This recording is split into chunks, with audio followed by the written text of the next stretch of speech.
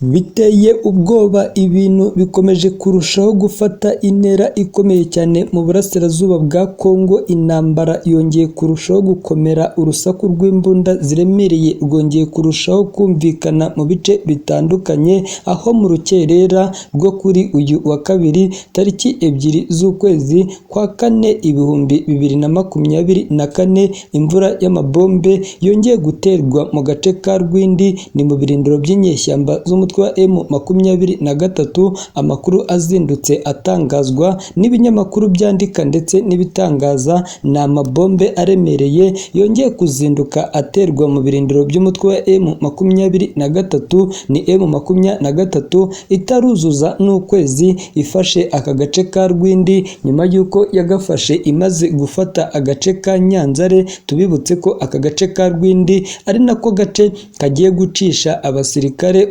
abasirikare ba Repubulika ya Demokarasi ya Kongo. Hari abasirikare 11 ba FARDC bahamagajwe i Kinshasa kugira ngo batange ibisobanuro byimbitse ku cyatumye M23 ifata aka gace. Aba basirikare barimo General Chiku Chitambwe wari ukuriye ibikorwa remezo muri iyi ntara ya Kivu y'Amajyaruguru, binavuga ko nawe ari Kinshasa. Bahamagajwe n'umugaba mukuru w'ingabo za Repubulika ya Demokarasi ya Kongo. Bamwe muri aba basirikare bakaba barajyanywe no mu rukiko. None ubu ngubu amakuru aravuga ko aka gace ka Rwindi, amashuri, insengero zamaze kuba amatongo bitewe n'amabombe aremereye ingabo za Kongo FARDC zirimo kuharasa, dore ko ku munsi w'ejo Lawrence Kanyuka uvugira inyeshyamba z'umutwe wa M23 yanabishyize ku rukuta rwa Twitter akagaragaza ko M23 cyangwa se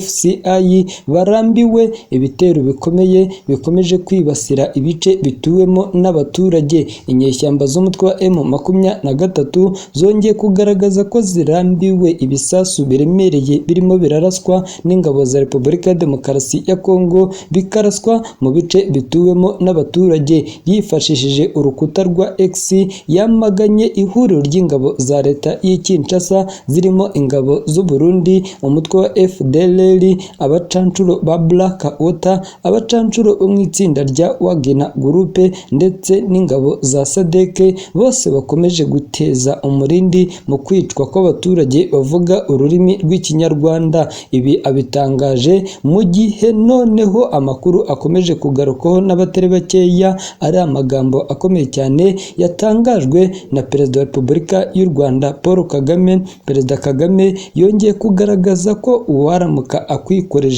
akwikorije umuzigo wa Kongo naho bitaniye no kukwikoreza umurambo w'impyisi. Perezida Kagame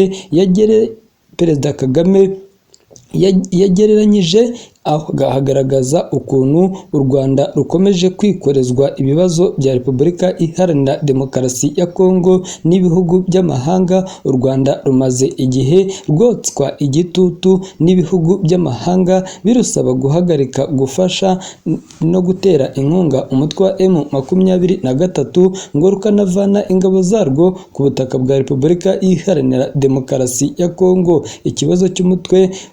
Ikibazo cy'umutwe by'umwihariko cyatumye umubano warwo na Kongo uzamba, ndetse ibiganiro bya Nairobi ndetse na Rwanda bigamije kuwusubukura bikaba byaravuze icyo nta musaruro byigeze bitanga. Perezida Kagame kuri uyu wa mbere tariki ya 1 z'ukwezi kwa kane 2024 yagiranye ikiganiro n'ibitangazamakuru birimo Radio and TV 10 ndetse na Radio Royal FM. Yagaragaje ko u Rwanda rumaze kurambirwa guhora rwikorezwa umuzigo wa Kongo, nyamara wakabaye wikorezwa abayobozi ndetse n'abaturage b'iki gihugu. Yagize ati, nk'ikibazo cya Kongo, abantu bavuga ko uburasirazuba bwa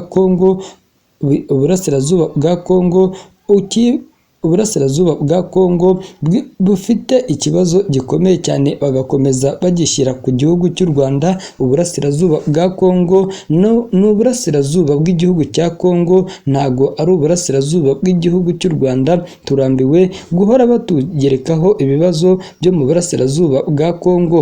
Ubufata umuzigo wa Kongo ukawikorera ni nko kugufata ukakwikoreza umuzigo w'impyisi yapfuye. Ibi ni ibyatangajwe na Perezida Paul Kagame mu kiganiro n'ibinyamakuru bitandukanye. Perezida Kagame yanunzemo ko Abanyarwanda bafite ibibazo byabo bwite, bakwiriye gukemura ibibazo byabo aho gukomeza kwikorezwa ibibazo by'ibihugu by'ahandi. Umukuru w'igihugu yagaragaje impamvu ibihugu bitandukanye bihitamo kwegeka ibibazo bya Kongo ku Rwanda, ari nako iki gihugu gisanzwe gikize kandi ahanini gifite inyungu bagikuramo. Yunzemo ko ibibazo by'igihugu gifite ari ibibazo byoroshye gukemura, ariko bitazashobora gukemuka mu gihe batasashe inzobe ngo barebere hamwe ukuntu batanga uburenganzira ku benegihugu bamwe, kuko uburenganzira bw'abaturage bavuga ururimi rw'Ikinyarwanda bukomeje kugenda bugaragara ko nta hantu bukomeje kugenda babuhabwa, kuko leta yahisemo guca amacakubiri mu baturage. Ibi bibaye nyuma y'uko na Perezida wa Repubulika ya Demokarasi ya Kongo Felix Antoine Tshisekedi aherutse gutangaza ko atigeze areka umugambi wo gushoza intambara ku Rwanda kuko akiyikomeje. Ni Perezida wa Repubulika ya Demokarasi ya Kongo waherukaga gutangaza aya magambo mu mwaka washize 2023 ubwo yari arimo kwiyamamariza kuyobora Repubulika ya Demokarasi ya Kongo manda ya kabiri. Perezida Tshisekedi yagiye atangaza ko M23 niramuka ifashe ibice byinshi ikarasa no mu mujyi wa Goma, icyo gihe azasaba inteko nshingamategeko uburenganzira ubundi agashoza intambara ku gihugu cy'u Rwanda, dore ko yavuze ko anafite ubushobozi bumwemerera kuba yagaba ibitero bikomeye cyane ku butaka bw'u Rwanda, akafata umujyi wa Kigali akawugira uburere. Perezida wa Tshisekedi yatangaje ko afite ingabo zikomeye cyane, afite intwaro zihambaye, afite drone z'intambara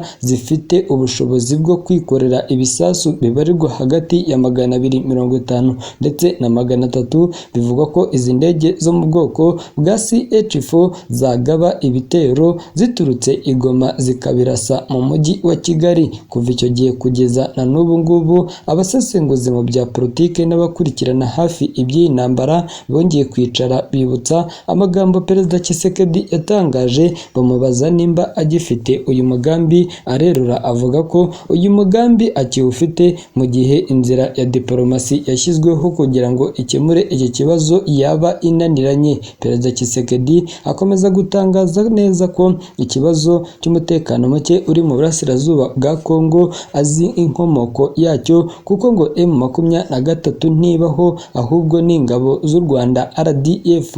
U Rwanda rwo ntirwahwemye kugaragaza ko Kongo irushinja gutera inkunga umutwe wa M23, nyamara u Rwanda rwo nta hantu ruhuriye n'ibibazo by'umutekano muke uri mu burasirazuba bw'iki gihugu.